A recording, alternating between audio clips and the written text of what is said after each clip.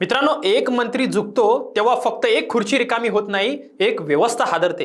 आणि शनिवारी दुपारी नेमकं हेच झालं. धर्मेंद्र प्रधान यांनी शिक्षण मंत्री पदाचा राजीनामा दिला. जंतर मंतरवर बसलेली गर्दी एका क्षणात जल्लोषात बदलली. महिनाभरापासून जो लढा चालू होता त्याचा हा पहिला मोठा विजय होता. पण मित्रांनो, प्रश्न इथे थांबत नाही बरं का. कारण प्रश्न इथूनच सुरू होणार आहेत. कारण राजीनामा ही फक्त एक मागणी होती, बाकीच्या 3 मागण्यांचं काय? आणि सगळ्यात महत्वाचं, हा राजीनामा खरंच दबावापोटी आहे की एक मोठा राजकीय हिशोब आहे? त्याचसोबत येणाऱ्या काळात नितीनजी गडकरी यांचा सुद्धा राजीनामा मागणार आहे कॉकरोच, अशा पद्धतीने मीडियामध्येही बातम्या येत आहेत. नेमकं काय आहे ही भानगड, चला जाणून घेऊया आजच्या या व्हिडिओमधून. नमस्कार, मी आपला सर्वांचा मित्र अक्षय दाटे आणि आपण बघतायत सत्य पे सत्ता.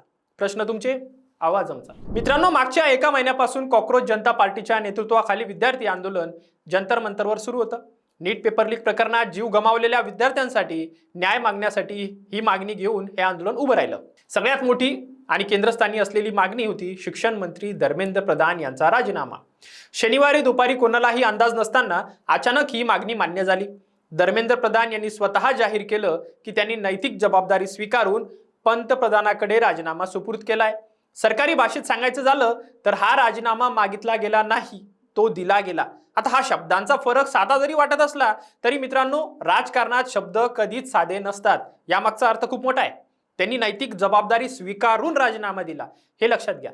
पण इथे लक्षात घेण्यासारखी गोष्ट अजून एक आहे. कॉकरोच जनता पार्टीच्या मागण्या फक्त एकच नव्हत्या, 4 होत्या. राजीनाम्याची मागणी पूर्ण झाली आहे हे खरं आहे, पण नीट पेपर लीक मध्ये जीव गमावलेल्या कुटुंबांना 1 कोटी रुपयांची भरपाई अजून मिळालेली नाही. 20 जुलैला संसद मार्चमध्ये सहभागी झालेल्या विद्यार्थी आंदोलकांवर कुठलीही FIR होणार नाही याची लेखी हमी अजून सरकारने दिलेली नाही. आणि RAF व दिल्ली पोलिसांकडून सार्वजनिक माफीची मागणी ही अजून प्रलंबित आहे. म्हणजे 4 मागण्या होत्या, त्यातली 1 पूर्ण झाली, अजून 3 बाकी आहे. आता सूत्रानुसार याआधी सोनम वांगचुक यांच्या उपोषणादरम्यान भाजप नेतृत्वाने या 2 मागण्यांवर विचार करू असं आश्वासन दिलं होतं. पण त्यात 1 कोटीचा आकडा किंवा पक्क वचन काही नव्हतं. बरं, आता कॉकरोच जनता पार्टीला आता तोंडी आश्वासनं नको आहेत बरं का, कारण लेखी आणि रकमेसह पक्क वचन हवंय. आता मित्रांनो, इथे खरा राजकीय खेळ सुरू होतोय. नरेंद्र मोदी यांच्याबद्दल असं म्हटलं जातं की ते दबावात येऊन तडकाफडकी राजकीय निर्णय घेत नाहीत. 12 वर्षाच्या कार्यकाळात याची मोजकीच उदाहरणं आहेत.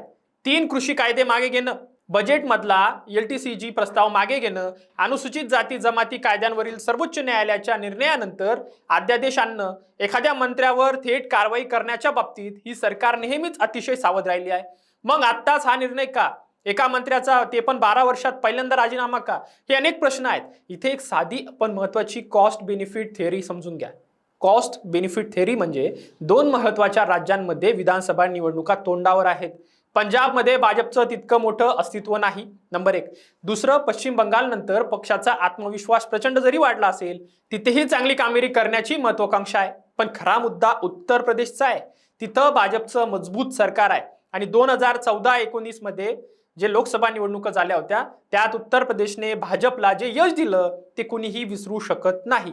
एका विद्यार्थी आंदोलनाला फार काळ ताणून धरणं किंवा त्याला राष्ट्रीय पातळीवरचा असंतोष बनू देणं किंवा युथला भाजपच्या विरोधात जाणं हे परवडणारं नाहीये. म्हणूनच म्हणजे हा राजीनामा दबावापोटी वाटत जरी असला तरी त्यामागचा एक थंड डोक्याने केलेला राजकीय हिशोब आहे बरं का, असं म्हणणं वागवं ठरणार नाही. आणि मित्रांनो, हे लक्षात घ्या, याआधी सरकारने छोटे छोटे उपायही करून पाहिले. NTA अधिकाऱ्यांना हटवण्यात आलं, शिक्षण सचिवांची बदली झाली, खुद्द पंतप्रधानांनी व्हिडिओ संदेश देत फास्ट ट्रॅक कोर्टचं आश्वासन सुद्धा दिलं. पण कॉकरोच जनता पार्टीच्या प्रतिनिधींनी या सगळ्याला एकाच शब्दात उत्तर दिलं: बँडेड ट्रीटमेंट नको, जखमेवर ब्रँडेड लावून सोडून देऊ नका, यावर कायमस्वरूपी इलाज हवा, असं त्यांनी ठणकावून सांगितलं. आणि हे आंदोलन खोटं पाडण्याचे, बदनाम करण्याचे अनेक प्रयत्न झालेत, तेही अखेर अपयशी ठरले. बरं, मग आता हा राजीनामा म्हणजे सरकारने अप्रत्यक्षपणे मान्य केला आहे की हे आंदोलन खरं खुरं होतं, प्रायोजिक नव्हतं. आता मित्रांनो, सोशल मीडिया न्यूज चॅनलमधनं जे काही आरोप केले होते ते सर्व बिनबुडाचे होते. इथनं हे प्रायोजिक नव्हतं हे सत्य झालं. पण मित्रांनो, इथे एक प्रश्न मनात येतोच बरं का, नैतिक जबाबदारी घेण्याचा हा निकष जो आहे तो फक्त शिक्षण खात्यापुरताच का? कारण दुसरीकडे जर बघितलं तर नितीन गडकरींच्या इथेनॉल धोरणावर सतत प्रश्न उपस्थित होत आहे, अशी चर्चा आहे. आणि कॉकरोच येणाऱ्या काळात नितीन गडकरींवरही आंदोलन करू शकतात. पण इथे मात्र कुणी राजीनाम्याची भाषा करताना दिसत नाहीये. एका मंत्र्यावर जनदबावापटी कारवाई होते आणि दुसऱ्या धोरणावरचे आरोप वर्षानुवर्ष चर्चेतच अडकून राहतात. ही तफावत का आहे? हा प्रश्न उद्या आपण सविस्तर मांडणारच आहोत. अनेक प्रश्न जनता सुद्धा विचारणार आहे. आता प्रश्न असा आहे की पुढे काय? आज दुपारी 3:30 वाजता कॉन्स्टिट्यूशन क्लबमध्ये सरकार आणि कॉक्रोच जनता पार्टीच्या प्रतिनिधींमध्ये बैठक ठरली होती, जी थोडी लांबली. JP नड्डा आणि जितेंद्र सिंग सरकारच्या बाजूने, तर सौरव दास आणि आशुतोष रांका आंदोलकांच्या बाजूने या चर्चेत आहेत. आता या बैठकीत सरकारला एक मोठा राजकीय मुद्दा हातात मिळणार आहे. याबद्दल चर्चेत येणारच आहे. तुमची सगळ्यात मोठी मागणी आम्ही पूर्ण केली, आता उर्वरित मागण्यांसाठी थोडासा वेळ द्या, अशा पद्धतीने तिथं सांगण्यात आलंय. आणि नैतिकतेच्या आधारावर आंदोलन थांबवा असं सरकार जनतेसमोर मांडू शकतं. म्हणजे आंदोलन अजून थांबलेलं नाहीये, थांबवा असं त्यांनी सांगितलंय. जर आंदोलक अजूनही ताठर भूमिका घेत राहिले किंवा तिथंच थांबले तर जनमानसात हा मुद्दा सरकारच्या बाजूने झुकू शकतो. पण मित्रांनो, हा संपूर्ण घडामोडीत एक नाव सगळ्यात जास्त चर्चेत आलं आहे, ते म्हणजे अभिजित दिपके.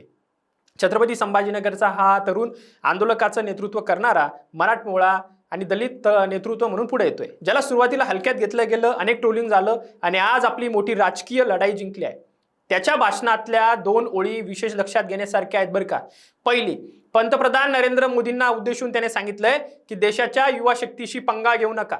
आणि दुसरी, मला हिरो बनवू नका, कारण एका व्यक्तीला हिरो बनवण्यातूनच या देशाची ही अवस्था झाली आहे. म्हणजे त्यांनी जे सांगितलं ते खरंच कौतुकास्पद आहे. आणि इथेच मित्रांनो, आपल्या मराठी प्रेक्षकांसाठी खरा धागा सापडतो. सभेत मराठी माध्यम आहेत का असं विचारत अभिजित दिपकेने थेट मराठीत भाषण केलं. याआधी उद्धव ठाकरे स्वतः त्यांचा हात धरून याच मंचावर आले होते आणि एका दलित मराठी तरुणाने हे आंदोलन उभं केलंय याचा त्यांनी जाहीर अभिमानही व्यक्त केला होता. आताच बातमी आली आहे की देवेंद्र फडणवीस दिल्लीकडे रवाना होत आहेत आणि येणाऱ्या काळात देवेंद्र फडणवीसांकडे केंद्राचं नेतृत्व येऊ शकतं. म्हणजे मित्रांनो, हा जो अभिजित दिपके नावाचा तरुण आज दिल्लीच्या राजकारणात एक नवा चेहरा म्हणून समोर आला आहे, त्याचं भविष्य कुठेतरी महाराष्ट्राशी जोडलेलं दिसतंय. तो स्वतंत्र राजकारण करेल की एखाद्या मुख्य प्रवाहातल्या पक्षाशी जोडला जाईल हे त्या काही महिन्यातच स्पष्ट होईल. पण त्याचा प्रवास आजपासून या जंतर मंतरवरच्या विजयापासून सुरू झाला हे मात्र नक्की आहे. आणि आज देशभरात हिरो म्हणून किंवा एक नेतृत्व म्हणून, उभरतं चेहरा म्हणूनही दिपकेकडे बघितलं जाते. पण मित्रांनो, आजचा हा राजीनामा एकट्या घटनेत बघू नका बरं का. एक मंत्री पायउतार होतो तेव्हा त्याच्या मागे एक संपूर्ण व्यवस्थेची जबाबदारी लपलेली असते. सवाल हा आहे की जबाबदारी फक्त तेव्हाच स्वीकारली जाते जेव्हा रस्त्यावर गर्दी उतरते. मग गडकरींच्या इथेनॉल धोरणावरचे प्रश्न कधी विचारले जाणार? कोण विचारणार? आणि येणाऱ्या काळात कॉक्रोच जनता पार्टी गडकरींचा राजीनामा घेणार का? हे अनेक प्रश्न आहेत आणि आपण निश्चितच येणाऱ्या काळात हे सर्व काही उलगडणार आहोत. तोपर्यंत आजची ही बैठक जी चालू आहे त्यात काय निर्णय होतात? प्रोटेस्टर आज घरी जातात की पुन्हा जंतर मंतरवरच बसतात? येणाऱ्या काळात हे आंदोलन थांबणार की परत सुरू होणार की नव्याने सुरू होणार? असे अनेक प्रश्न आहेत. येणाऱ्या काळात त्याची उत्तरं मिळतीलच. तोपर्यंत बघत राहा सत्य पे सत्ता. आणि येणाऱ्या काळात जे काही घडामोडी घडणार आहेत सर्वात पहिले आपल्यापर्यंत, आपल्या भाषेत, आपल्या मातीत देण्याचं काम आम्ही सर्वजण, आमची टीम करणारच, त्याबद्दल शंकाच नाही. धन्यवाद. लग्न ठरलंय ना तुझं? आणि हे काय? अगं, मला PCODचा त्रास आहे. कधीतरी हे सासरी कळेलच ना. मग त्याच्यामुळे मुलं होण्यात अडचण येते ना. एकतर PCOD इतका गंभीर आजार नाहीच आहे आणि त्यावर सोपा उपाय आहे. आपल्या ईशाला लग्नाआधी असाच त्रास होता.